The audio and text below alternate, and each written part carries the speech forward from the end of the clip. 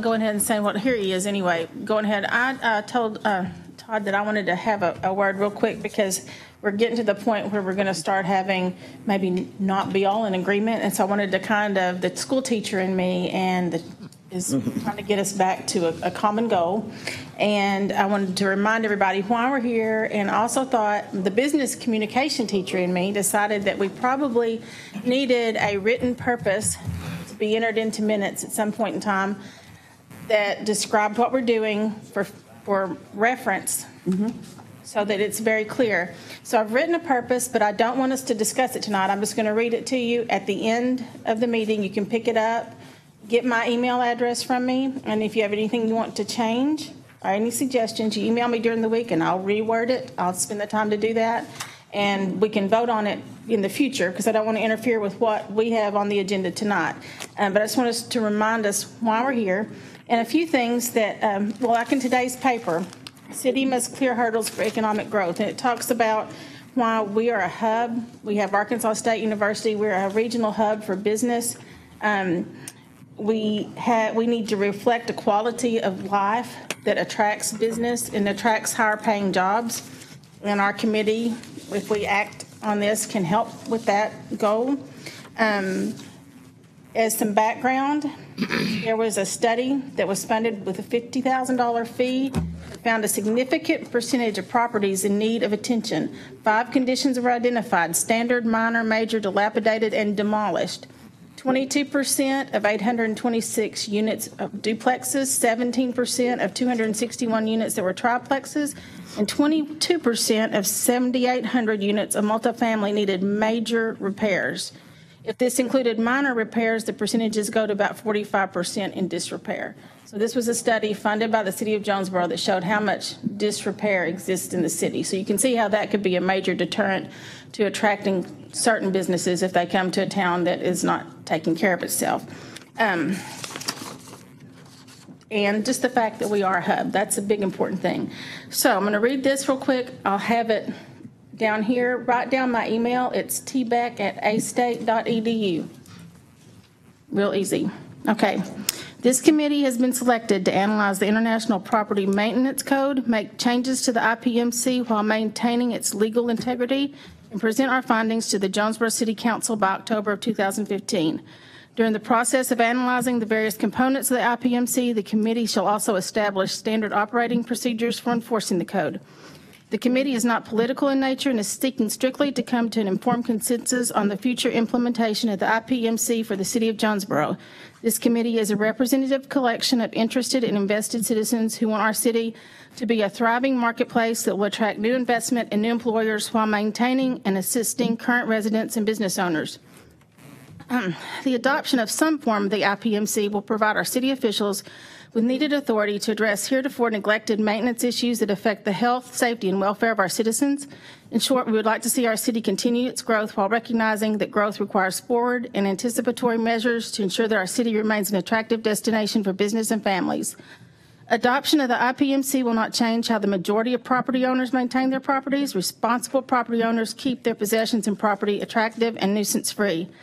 These owners know that while the right to own property is a bedrock principle in American government, the right also poses a responsibility to be a good neighbor and a good citizen. There are, however, those that do not ascribe to such an ideal of responsibility and good citizenship. These owners do the very minimum to avoid condemnation of their properties and also do not provide residential, rental, or commercial properties that meet any sort of societal norm. The IPMC will be a tool that will help our city officials to deal adequately with these owners, thereby allowing responsible citizens to exercise their right to enjoy their properties, maintain their property values, and live in safe, healthy environments. We will state goals in the affirmative generally.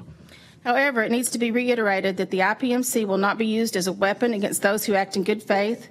The code will not be used as a form of harassment, and strict rules of engaging property owners will need to be formulated by the committee and will require strict adherence. An additional fact that needs to be clarified is the International Code Council has absolutely no authority to enforce the code. This fact is stated clearly in the introduction to the code. The enforcement lies strictly with the officials designated by the City of Jonesboro. Our goal is straightforward. However, there will be areas of disagreement regarding some details. We will work together to find common ground, and this consensus will result in a recommendation to the mayor and city council that we can support. Our recommendation will be submitted to the council for their vote independently of any other items before the council at that time. Just want to leave that for y'all, and y'all can That's very good. comment on it, send me an email, and we'll get something final that will be official. You have in very small font, and I apologize, we talked about everything that we had discussed dealing with the interior. And Dr. Warner had suggested, and I think we agreed, not to take any action on that yet as far as voting, but give it to you for your review at this point. There are 2 points on there I want you to look at. And I apologize, there's not page numbers, but if you'll go 3 pages from the back, you have 2 suggested changes that came, I believe, from the suggestion of Mr. Whitley about the exceptions for a couple in the mechanical equipment. So if you'll draw your attention, 604.2 service, has everybody found that? Mm-hmm. All right. That exception reads, materials already in use in a building in compliance with the requirements or approved effect at the time of erection or installation shall be permitted to remain in use unless determined unsafe or dangerous by the code official. So that is that exception that we talked about. The wording of that comes from the code that we already have in place. And then that exact same exception reads, it reads the same way on the next section, 605.2, or the next page rather, under receptacles. And it's again that same exception.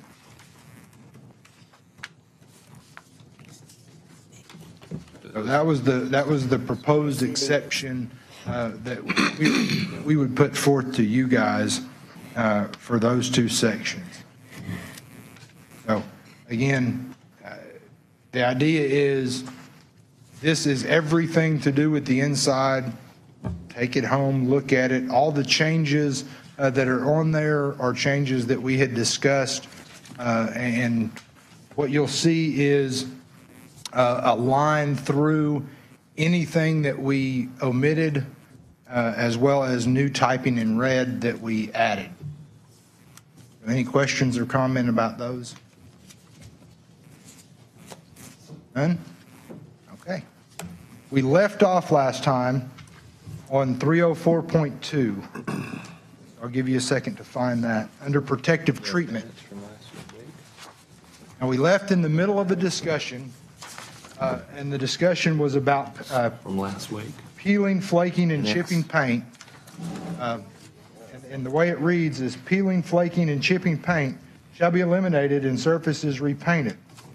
Okay, that sentence right there, we had talked, and Dan had to leave, but we had talked about the previous committee having some sort of threshold to keep whoever is enforcing this from nitpicking. So a little chipping paint. And I think we had come up with 10% of the surface area. Discussion was, is 10% enough to keep that? If 10% of a house, and the argument I believe came from John, if that is spread out over the whole house, you're talking about maybe what could be small spots. And I told you that I was going to go around and look and try to find some examples, and I failed. What I found was almost an all or nothing experience of either the whole chipping paint was the whole thing, or there wasn't hardly any that I could find. So I don't have any examples for you, okay? Again, I completely agree that we need to have some threshold. We don't need somebody coming up and saying, well, that paint right there is chipping. And common sense says that that's probably not going to happen. But having that threshold in there, I believe, is important.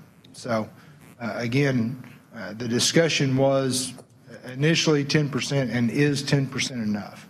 Should we move up to some higher percentage? Or I think Mr. Whitley was looking for clarification on whether it be all in one place or if it was spread out all over the place. And I had given this some thought of saying something to the effect of if more than 50% of one surface area or whatever 20%, 10%, 15%, whatever of the entire painted surface area, and making that the threshold. So again, any discussion and direction from you guys is kind of what I'd like to hear some thoughts from you. I kind of think that more than likely if you're finding a big spot in one spot, it's going to be like a garage door or the doors or maybe all of the window trimmings or whatever at one point. You're probably not going to see it scattered everywhere. Fascia probably would be something like that. I did about the same thing. I looked around and I saw it either in bad repair. You know, I didn't really see one spot on a house that looked bad. Just from everywhere I looked, it was like you said, the whole house needed painted, or you really couldn't tell it. At 10%, you're not going to see 10% if it's scattered out. You might find 10% on a garage door. You might be able to find it there. Well, depending, not to interrupt you, depending on the material the garage door is made up, it may not apply, because what this is talking about is the requirement for painting is on material that is subject to decay. So if you have a metal skin garage door that somebody has painted and the paint chipping off of it, even if all the paint chips off of it, that metal's not going to decay, or the aluminum. Usually it's yes, so there are wooden garage doors. There are some wooden garage doors. Mm-hmm. So it would take something like that, or like you said, the fascia on the house. But it's not going to just be part of it. It's going to be all of it, more likely, because you're not going to spot 10%. With a 30%, that would give you enough that you could visually look and see you got a problem without having to get out and measure everything. But I'd take it to a higher percentage. Well, and assuming that you have a square house, which there aren't many, but 30% would have to be one complete side of the house, even if it's the one facing the street. So if the whole front side of a house has paint chipping off of it, but the sides and the back are good, 30% wouldn't reach that threshold. I think that would be, that, in my opinion, might be a little bit too high. Again, just if we're talking about all the painted surfaces of a house. So a house with. Generally got four sides, haven't you? Right. Well, okay. But we have some houses 25%. That have masonite siding or wood siding on part of it and then brick. That's why we're talking about the painted portions of the house. An enclosed garage, right, would probably be something that could decay, because it's going to be made of wood, an enclosed garage. Well, 25%, wouldn't that get you covered on the front or the all upper, almost anything, pretty much? The one thing you got to remember is you go at 10%, you're going to be running around looking at a lot of houses. If you raise that threshold, there's plenty of houses in Jonesboro. Just from, I bet you found it too. You stay busy enough on 25%. Get those fixed. Maybe in a few years you raise it. But you're making the assumption that all of those are going to be complaint driven. They could be, though. Well, when I drove around, like there would be whole neighborhoods that are just full of decaying houses. Well, those people aren't going to complain about each other, and they're not on a main drag. They're not. They're off to the side. I don't know if they're rental properties. I don't know if they're personal residences. But the common sense thing is going to tell you, well, my house looks bad too, so I'm definitely not going to call about my neighbor across the street. So there were pockets like that, but nobody would want to have that one person that decides to keep a 10 by 10 piece of his house chipped off. I mean, because there will always be that one person that would look at that 10% and maybe have something done to his house and leave it that way.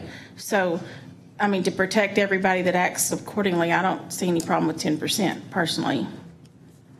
I agree. Dr. Warner had. To me, this is sort of a moot discussion because I did the same that you did. I rode around, And, you know, the truth, the common sense deal is the house either needs painting or it doesn't. And so if you're 10%, you're likely to be needing to paint the house. I mean, did y'all not think that? I mean, I don't kind of understand the value of even having a number other than to say that you got to have some number, I guess, but. Well, once again, you wanted to deal with the worst conditions first. Sure. You want to, I mean, if you attack, even if you raise it to 50%, I bet you still stays busy.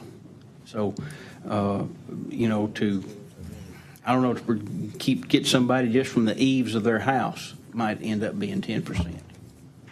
Just the burden that you can put on an older person, fixed income, I mean, you could really put a burden on somebody. So you could stay busy enough. And it still doesn't make it pretty. It just matter means what it's the got to be threshold solid. It could be purple, you know. Again, the argument here was to ensure that this code's not used as a weapon. That if somebody has a small bit of chip and paint, and I promise you somebody's going to complain about something minute, was to have some sort of threshold to keep people from saying, okay, yeah, I had a little bit down here, but there's no reason for the code official or whoever's enforcing this to come by and harass me over that little bit of paint.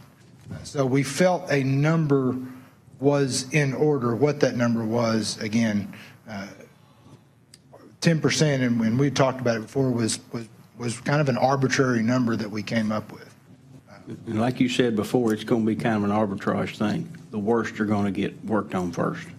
The worst cases are going to be worked on first. That What did house we- will be completely painted? What did we have in the exterior code we did last year? 10% is Remember? what we had come up with. 10? Okay. Like I said, again, the code that is in the IPMC does not have any threshold. That was a discussion that had come up was, do we need some threshold to keep it, again, to keep from being picked on? To keep somebody from being picked on for a small amount of chipping paint. So, again, what's that?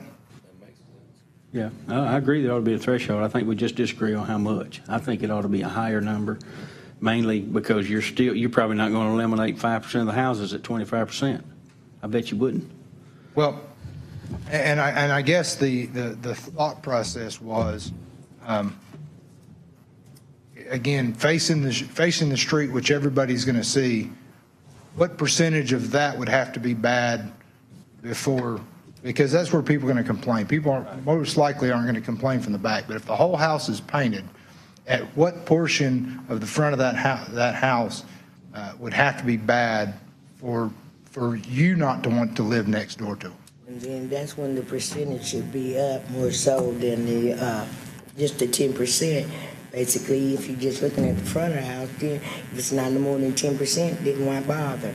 Why not go, if it's not halfway painted or the paint's chipping off, then just leave it alone. Other than that, then paint the thing, you know, if it's over 50%.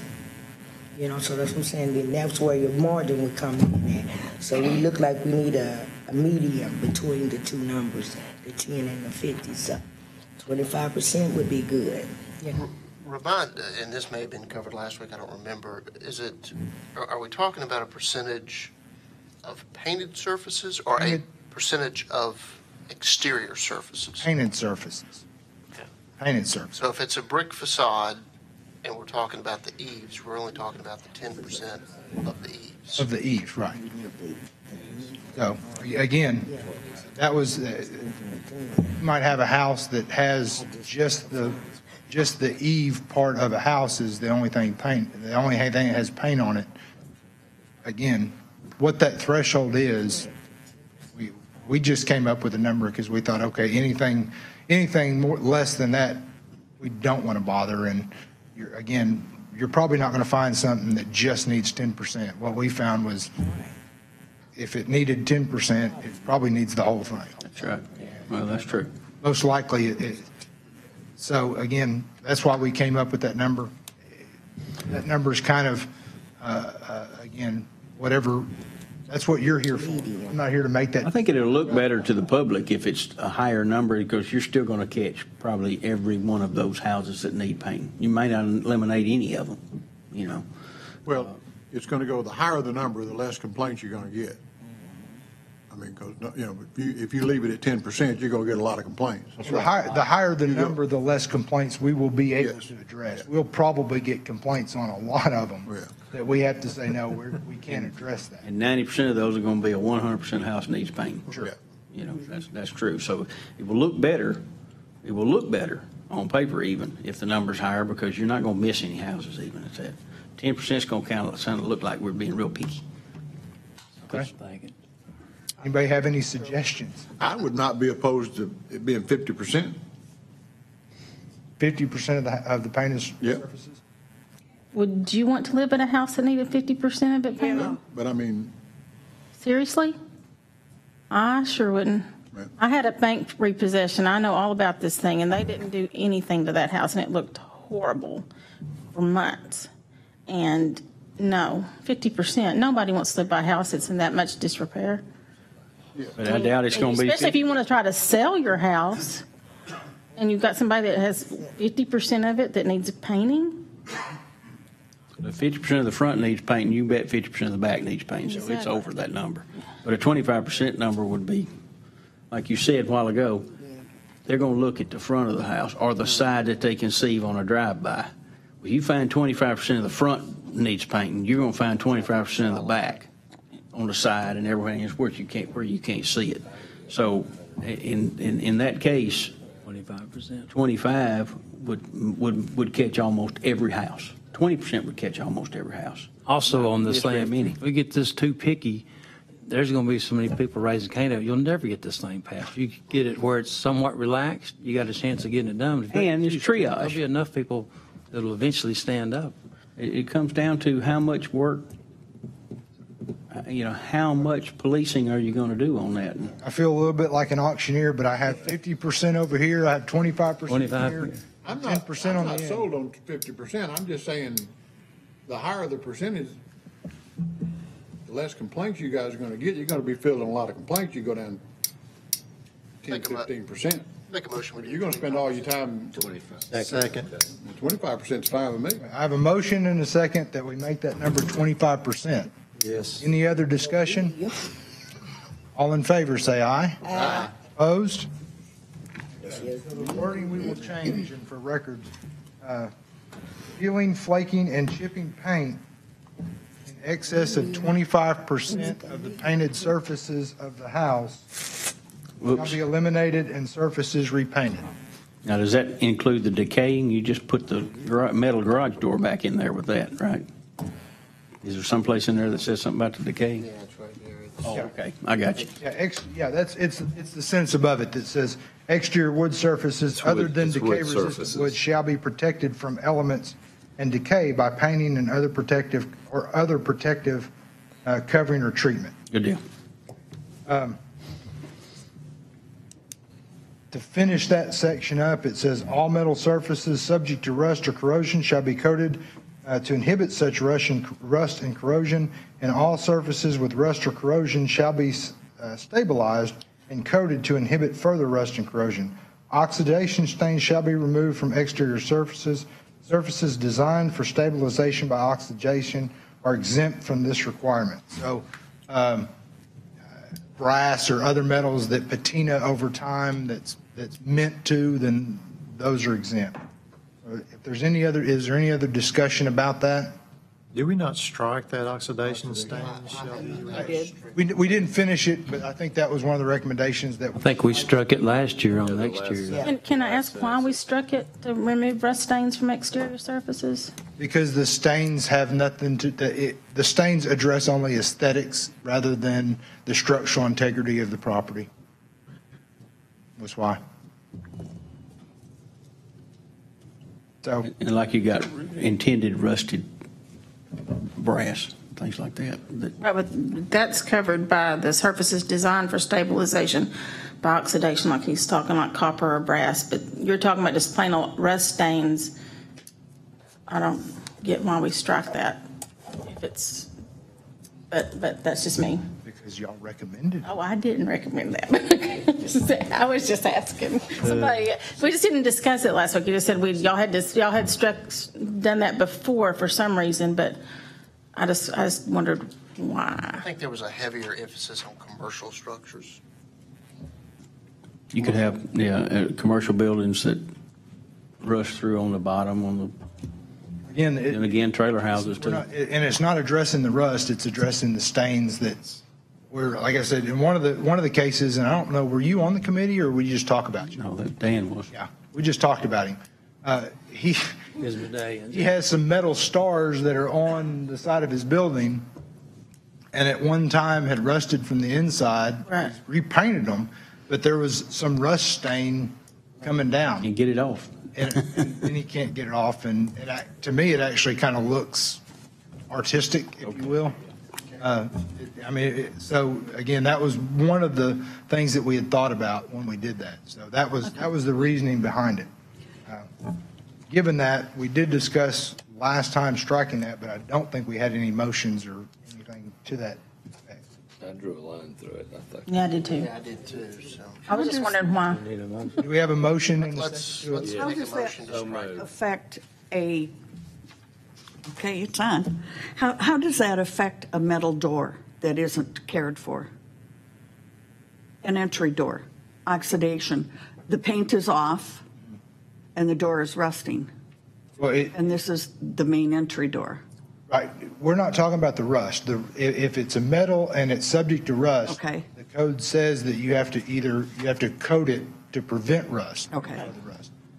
The This section oxidation. it has no effect. This section that sentence had to do with stains. Okay, Just the stains. Okay. that makes sense. Gotcha.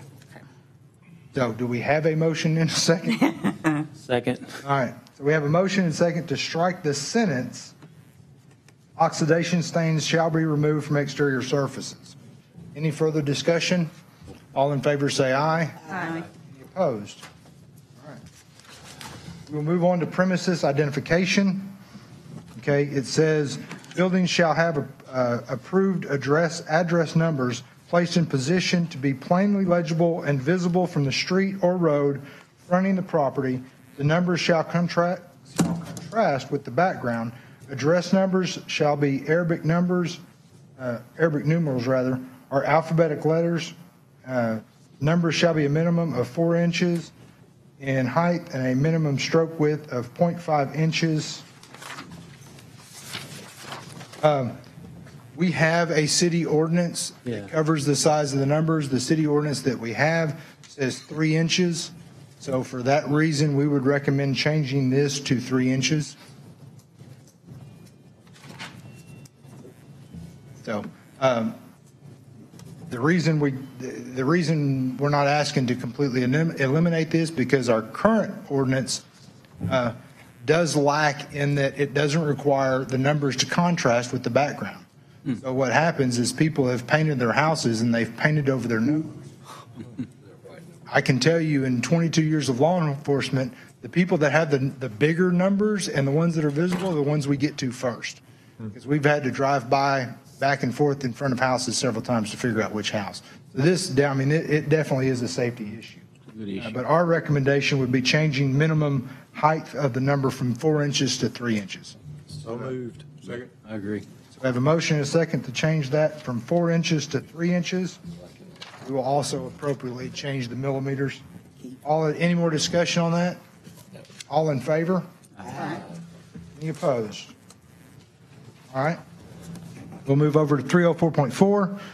Structural members. All structural members shall be maintained free from deterioration and shall be capable of safely supporting the imposed dead and live loads. Any questions or comments on that? All right, foundation walls. All foundation walls shall be maintained plumb and free from open cracks, breaks, and shall be kept in such condition so as to prevent the entry of rodents and other pests. Again, I'm waiting for you guys to stop me and discuss something. We remember on the old committee, we talked about that. Some of these older houses, they're on piers, but they just got blocks around them to seal it up. But some of them are cracked. A lot of them are cracked. A lot of them are not plumb, but they're up. And I think we struck that last time because, I mean, that could really, I mean, what you got to remember on all this, is you're placing a burden on people to fix things, taking money out of their pocket. I'm not talking about landlords, I'm talking about people. But we took that out of that because it was a little bit tedious. I don't know that I have a copy of that. I remember discussing that. I do not remember that we Because struck it. it wasn't structurally doing anything to it if they were on piers. I think the reason we took it out. Being of able there, to they were on support piers. dead weight. And On the foundation walls, If I remember right, yeah. as long as it's structurally sound. Right, because they were on piers, they were structurally sound with that. The other was an appearance issue. weigh in on that one, Tim? The building guy? The foundation walls, it says all foundation walls shall be maintained plumb and free from open cracks and breaks and shall be kept in such condition so as to prevent the entry of rodents and other pests. There will be some that will not be plumbed and level, but still, you'll be able to prevent. Like you said, older houses that are on piers, they go fall down the hill road one side or west of it. That's Not a structural issue. Not a safety issue, not a safety issue. It's probably not a visual issue. It probably doesn't look bad either. Is I'd suggest we take that out. just from being with the grants department and addressing a lot of those older homes that need to be addressed. That was the issue with a lot of them. Someone have to come in and be jacked up and leveled out. But it was because there was other money to do it. They could afford to do it if it already been fixed. Right. There wasn't a line set. There wasn't a structural issue before it actually brought in the wall, kicked out on the side. I move we strike that.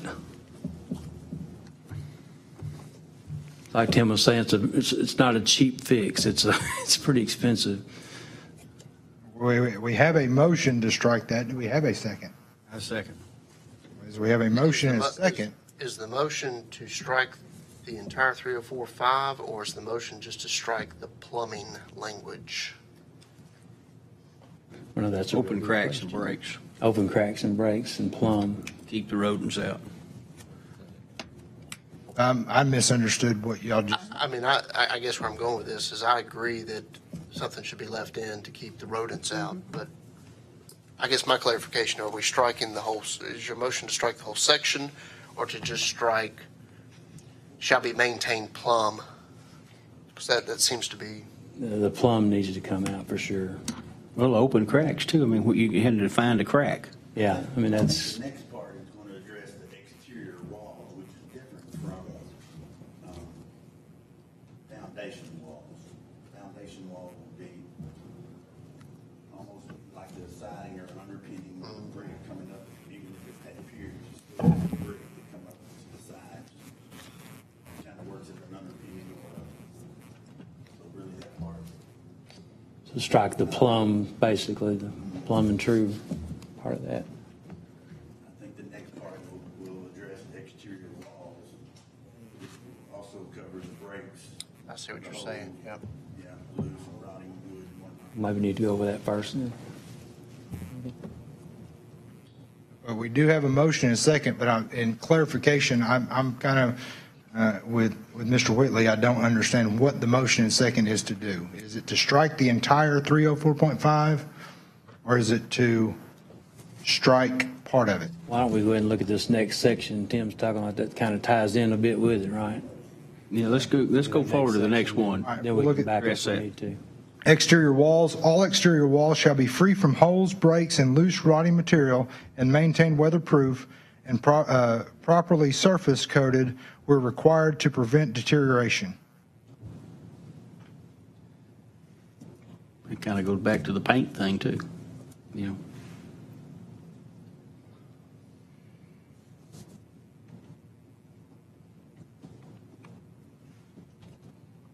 How big a crack and how big a break, you know. Well, True. I mean, obviously, these are, As long as it's structurally sound, yeah, that's what it needs to be, as long as it's safe. well, Well, I can tell you this. I worked down on Stroud, and there was a hole in the wall that was this big, a hole. To the exterior. To the exterior. You could look from inside the house, look outside the house through a portal that had nothing covering it. Obviously, that is a problem. Plenty of houses that something breaks in the wall and there be a 2.5-inch gap up the wall. So again, that's the issues that we're talking about. Again, this is your committee, so I am listening to you, just trying to provide feedback where I can. But Well, I know in a personal residence, if you had a crack big enough to that big, you would want it fixed. And if you are renting from somebody, I would think that you would want it fixed. And I don't think you would be a very good citizen to not fix it if you have a rental property that has a hole or a crack big enough to let a rat or bugs or whatever in your property. So I think there needs to be something that covers holes, cracks, deterioration, or there will be somebody that rents or sells or lives in something like this. And, you know, I wouldn't want to live there in something like that. So I think something needs to address it where we can, if there's a vermin problem or a bug problem that somebody is not addressing, we can address it. However you want to word it, but something should be done. Like I said, the house behind my son's has a crack in the front door big enough where I can see in the living room. So you know that he's got mosquitoes and bugs and everything else in there, but there's nothing you can do about it today. Tim, what's your opinion on 3045? In my opinion, I would feel safe in saying you can strike 304.5 if you leave 304.6 in, because if your foundation walls get bad enough, your exterior walls are going to show everything that is described there, your holes, your loose and rotting material.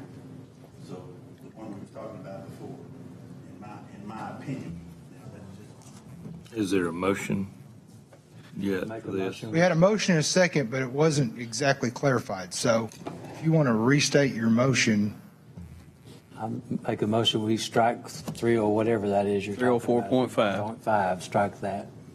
Leave 6 in. Well, do we not need to add the thing about entry of rodents and other pests? Would you then? accept it in your motion? Would you add in that one you're going to leave in about rodents and pests? We need, Wouldn't have a problem. Or is, Is it I covered in thought a we already second? had, I thought we already had a rodents and pests. we actually haven't got to that yet. Okay. We hope to get to that tonight or next month and a half. And being the wife of a builder, let me share with you that a foundation wall can have a crack in it, and it can be a sizable crack, and the walls not show yet that there's an issue. So I think it's important to have the cracks and breaks in there, personally. The exterior wall issue can come later, but that can be a forerunner.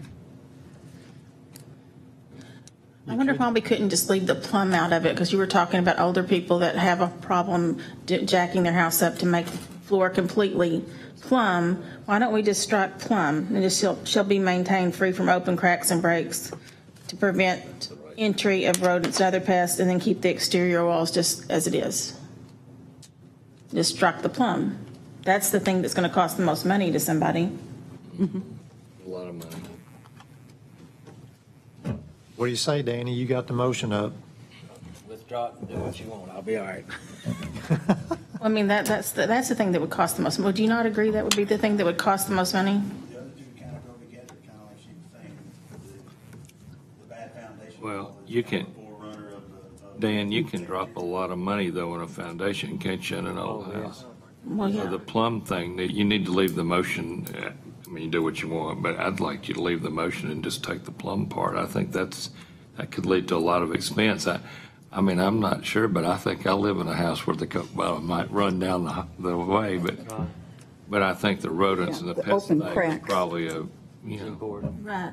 yeah, but I wouldn't withdraw the I mean, So- let's, Yeah. If I understand this, Dan's motion would leave it to read, all foundation walls shall be kept in such condition so as to prevent the entry of rodents and other pests. There you go. Mike, There we go. reading that correctly? Yes. I'll go for that, yeah. So that is your motion. Is there a second? Second. Yeah. We have a motion and second for 304.9 to be edited to read, all foundation walls shall be kept in such a condition or such condition so as to prevent the entry of rodents and other pests. Any more discussion? There you go.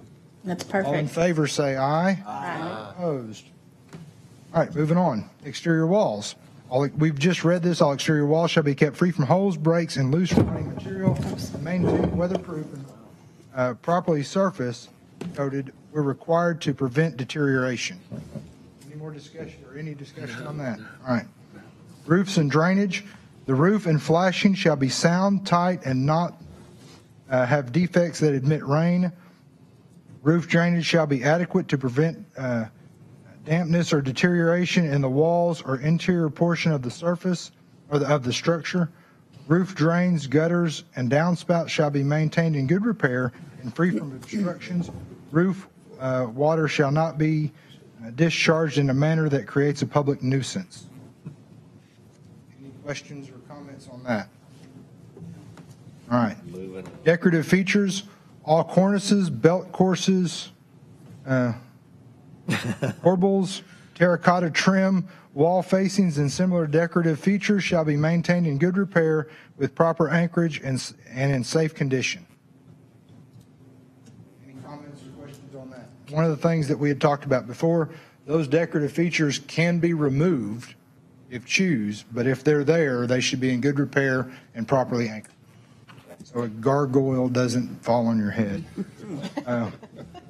Overhang extensions, all overhang extensions, including but not limited to canopies, marquees, signs, metal awnings, fire escapes, standpipes, and exhaust ducts shall be maintained in good repair and be properly anchored so as to be kept in sound condition. When required, all exposed surfaces of metal or wood shall be protected from the elements and against decay and rust by periodic application of weather coating materials such as paint or similar surface treatment. Questions, comments, concerns? All right. Stairways, decks, porches, and balconies, 304.10. Every exterior stairway, deck, porch, and balcony shall be, and all apparatuses attached thereto shall be maintained structurally sound and good repair with proper anchorage and capable of supporting the imposed loads. Any questions or comments? All right.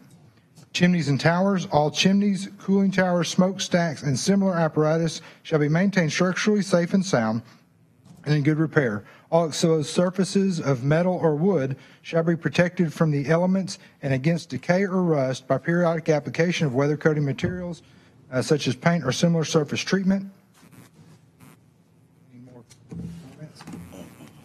Handrails and guardrails. Every handrail and guard shall be firmly fastened and capable of supporting nominal imposed loads and shall be maintained in good condition.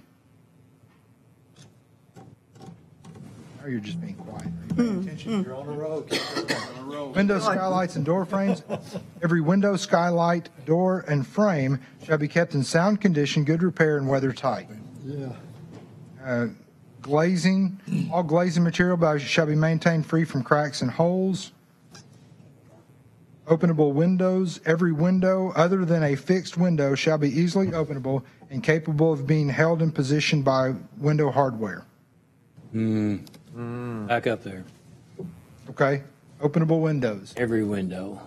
It says every window other than fixed windows shall be easily openable and capable of being held in position by window hardware. Define fixed. Is that screwed down window? One still opens in the room? Or is fixed to solid glass? That's my. It's meant to open, you want it to open? Every window that And a fixed meant to be open. Could be open.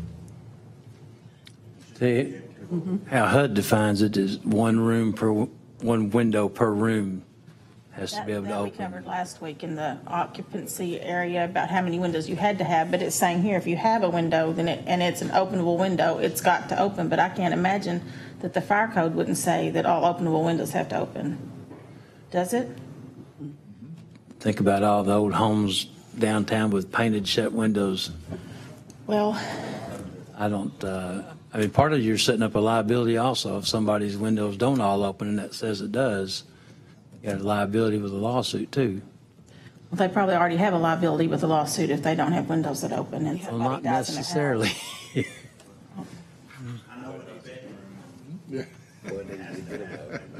Took some work. Right. Every bedroom does? Your HUD requires one, because some people screw some windows down, screw mine down, but some are screwed down. They But will, there's one they will per put a room screw in them. that opens or has They'll put a screw eye in. hook to hold it up. They call and complain about one of your windows in your house, you screw down. They screwed it down. I'm telling you, yeah. They screwed, if there's a screw in one, they screwed it down. So I'm hearing discussion. I think if you got one per room that opens and closes, that ought to be enough. That's the fire code, isn't it? One, yeah, one One. bedroom, Yeah, other than that, I mean, you could force a window Right, for a right. bedroom. Older homes are all older homes. I would make a Your motion that grandfather we say one window per room. Most Minimum, I mean, Or a that's, bedroom. Let it follow the fire code. I mean, that's what it ought to do. It ought to follow the fire code. Because that's, It'll cover it under the egress, it will. bedrooms, Okay. the living rooms and stuff, you don't have to have or open the windows, however. But under this code, you will. Right? Well, if it's made to open, Yeah. it should open. Okay. Did the, If it's just a plate glass window or, Yeah, right. did the window language that we discussed earlier for egress, did it specify whether it had to stay open? Does anybody remember?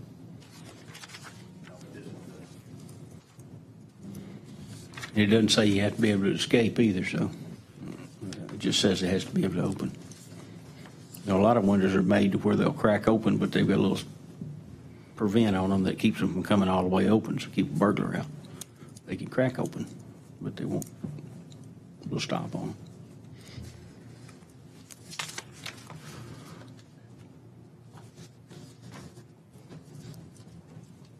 I think you should match a fire code, actually. Just trying to see what we, What does it need to say? That's kind of what I was working on. I mean, what does it need to say? I mean, what's the background that we aren't getting here? I mean, what's the big deal if you've got windows that are supposed to open and you don't want them to open? Why not? If we, well, I mean, I mean, that's my question. You're saying the question? So you got 3 windows in the bedroom that are designed to open and you only want to make one of them open. Why is that? there's no good reason behind that, in my opinion. I just, And which direction? I mean, that's what I'm trying to ask you. I mean, as the building inspector, what's the implications of having one window or all the windows work? At least one for egress in each bedroom. Right. You've got 4 and only one of them open. I mean, I guess another issue that comes to my mind is if, again, not to pick on the landlord-tenant situation, but if you know, you're not using your air conditioning and you want the room to be cooler and you got opening windows and 3 of them should open. I mean, Maryland, where we have 20-something windows in our house, 30 on the ground floor, and every one of them open. I mean, it wasn't easy to get them that way, but once you get them that way, they'll stay that way. You do have a lot of older houses that are painted shut, though. Oh, no, absolutely. Ours was when we got it. I guess I'm just asking, I'm trying to get somebody to explain to me, what's the good and bad side of that? I'm trying to grasp what's the issue. what if, and just throwing this out there, it read every openable window required by the Arkansas Fire Prevention Code Volume 1, 2, and 3 shall be easily openable and capable of being held in position by window hardware. What is the code? Is it one per room? One per bed? Okay, You yeah. don't even have to have an openable one in your living room We have a door to or the, door. Okay, true.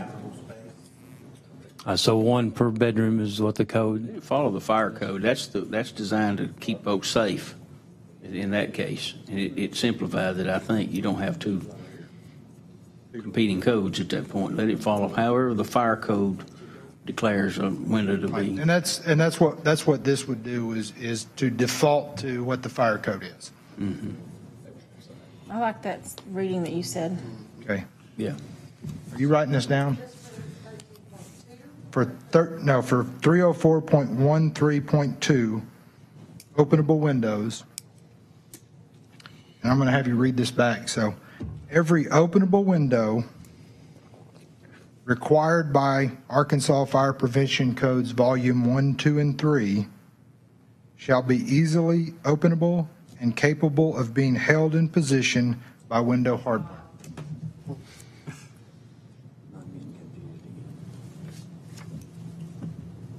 Held open could be a stick, There you go. right? So now I'm getting confused. I'm real simple-minded, but every window, we're talking about every window, not one per room? We're talking about every bedroom. window that the Arkansas Fire Prevention Code Says. And it says requires. one per bedroom, Per right? bedroom. Okay. Yeah, So basically, we are defaulting to what the fire code is. that's satisfactory. So moved. We have a motion and a second to change that language as described. Any more discussion? All in favor, say aye. Aye. Opposed? All right, insect strains. During the period from date to date, every door, window other than outside opening required for ventilation or of habitation of habitable rooms, food preparation areas, food service areas, and other areas where products to be included or utilized in food or human consumption or processed, manufacturing, packaged, or stored shall be supplied with an approved tightly fitting screen of minimum 16 mesh per inch,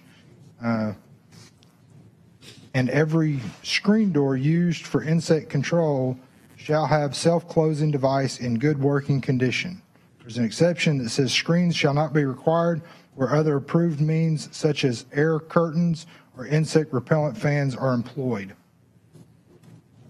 Now, did HUD remove the insect? HUD removed the screens, yeah, because most everybody has air conditioning. So, and trying to keep up with screens is just unbelievable, how they come and go. This was one that we did address the last time that a different committee met, and the discussion was, is this antiquated? Is this code antiquated that requires a window screen to be on every window? And again, the Housing Authority has moved forward and said we're not, because with HUD, and I know they did, would require every window to have a screen. And then with air conditioning being widely used, they eliminated that requirement. So Do they have the requirement for houses that don't have air conditioning? they removed it Completely. completely. So again, I think we should make it match up with theirs, just remove the screens, because everybody's got air. And if they don't, they will put a screen on because the mosquitoes will tear them up. I mean, that's kind of self-policing right there. Doesn't mean you won't put one on, it just means you don't have to. Have to put one on it, but I don't know of anybody that lives in a house in Jonesboro without some form of air conditioning. well, and this actually requires that every exterior door have a screen door on it. I'll make a motion to remove the screens altogether. I don't have them, yeah. So we have a motion. Do we have a second? Second. Second. To remove 304.14. Have any other discussion in regards to that? Okay, all in favor say aye. Aye. Opposed? Okay. Doors, 304.15. All exterior doors, door assemblies, operator systems, if provided and hardware shall be maintained in good condition. Locks at all entrances to dwelling units and sleeping units shall tightly secure the door. Locks on means of egress doors shall be in accordance with section 702.3, which is the fire prevention code found later. Any questions or comments? Basement hatchways. Every basement hatchway shall be maintained to prevent the entrance of rodents and surface drainage water. Guards for basement windows. Every basement window that is operable shall be supplied with rodent shields, storm windows, or other approved protection against entry of rodents.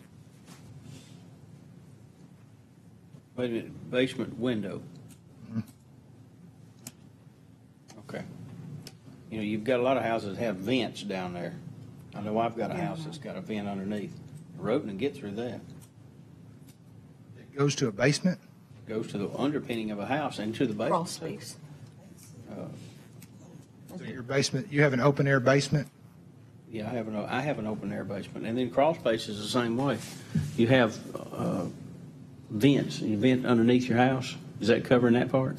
No, Just talking about a basement that you can actually do Actual something. basement. Actual basement window. Okay.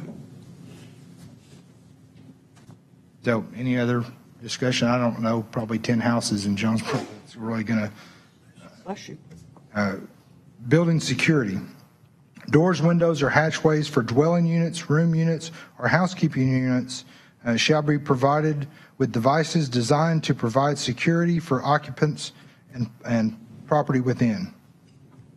Doors, and these next sections, just to give you a kind of prequel, 304.18, point 1, 2, and 3 all have to do with rental property. So, doors providing access to a dwelling unit, rooming unit, or housekeeping unit that is rented, leased, or let shall be equipped with a deadbolt lock designed to be readily openable from the side from which the egress is to be made without the need for keys, special knowledge, or effect, and shall have a minimum lock throw of 1 inch. Such deadbolt locks shall be installed in accordance with manufacturer specification and maintained in good working order. For the purpose of this section, a sliding bolt shall not be considered an acceptable deadbolt lock. Do we have any discussion on that? You don't want a key on the inside. Right. Do I read this correctly, saying that it requires a deadbolt? Requires a deadbolt. Mm-hmm. All exterior doors. It says doors providing access, so yeah, exterior door. Sliding glass doors. Do they have? I'm not sure on the locking device. I don't think you can put a deadbolt on a Can't. sliding glass.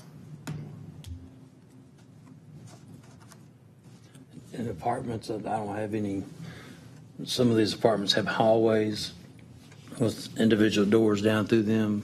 Do you have any of those like that? Is that a issue with deadbolts as opposed to a doorknob?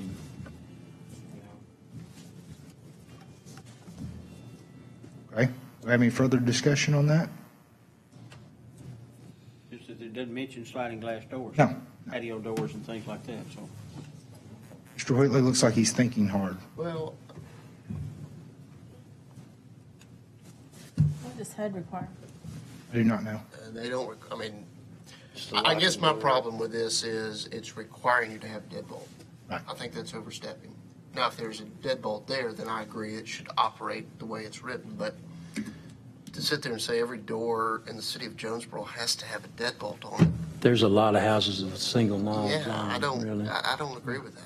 This is not every door in the city of Jonesboro, though. This is Okay, well, every rental door in the city of Jonesboro, I have a problem with that.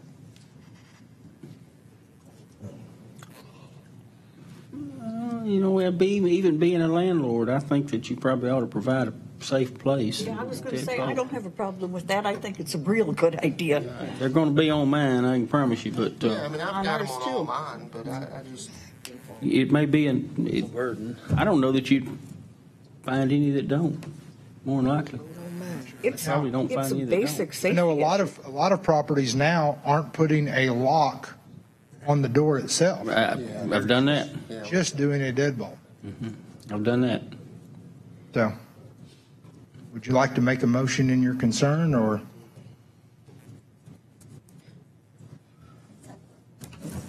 No, I guess I will go back though and ask clarification on sliding glass doors. I mean, it just says doors. What's the definition of doors?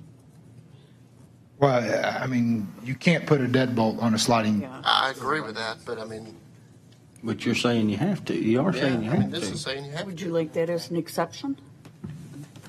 doors design or doors. Designed to Yeah. accept the deadbolt. Yeah. Or manufacturing, well, we've used some wording there. Yeah, but- does it Yeah, I mean, include think I was about to say, it does say it has to be installed by manufacturer There you go, specifications. yeah. Oh, okay. Oh, I see that now. Yeah. Okay, so you couldn't put Okay. one on a sliding glass anyway. Okay, I'm good. All right, windows, operable windows located in whole or in part within 6 feet above the ground level or a walking surface below that provides access to a dwelling unit, rooming unit, or housing unit that is rented, leased, or let shall be equipped with a window sash locking device. Got to have something that locks the window. Doesn't HUD allow you to use the stick in the window? Or you have to have the, Oh, you have to have a hook or have a hook or something? yeah, or a little device that locks on the window there. But I don't think that'd be a big problem. Yeah, they're all required. Okay. Basement hatchways that provide access to a dwelling unit, rooming unit, or housing unit that is rented, leased, let, shall be equipped with the devices that secure the units from unauthorized entry. Any questions? Yeah. Gates, all exterior gates, gate assemblies, operable operator systems, if provided, and hardware shall be maintained in good condition. Latches at all entrances shall be tightly secured, secure the gates. Any questions on that? That's good. All right. If you'll look, we are at interior surfaces. We've already covered that. I think we are out of time. So we will finish up section 309, jump to the fire code section that's in here next week. 309? Yeah, I'm sorry, 308. We have to cover 308 and 309. We haven't covered yet. And then chapter 7, boarding, securing, and then definitions and administration. So it is nigh. 308, 309, and then chapter 7 next week. Right. Todd, Sir, could we, Tasha, tell me, did you make minutes for last week?